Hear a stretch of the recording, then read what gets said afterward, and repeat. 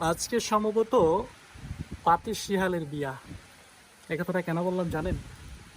দেখুন, বৃষ্টি হচ্ছে আবার রোদও আছে, সাথে প্রচন্ড পরিমাণে আসলে বাতাস। ছোটবেলায় যখন এই বিষয়গুলো দেখতাম, রোদের সাথে বৃষ্টি, তখন এগুলোই বলতাম যে নিশ্চয়ই পাতি শিয়ালের বিয়া হচ্ছে।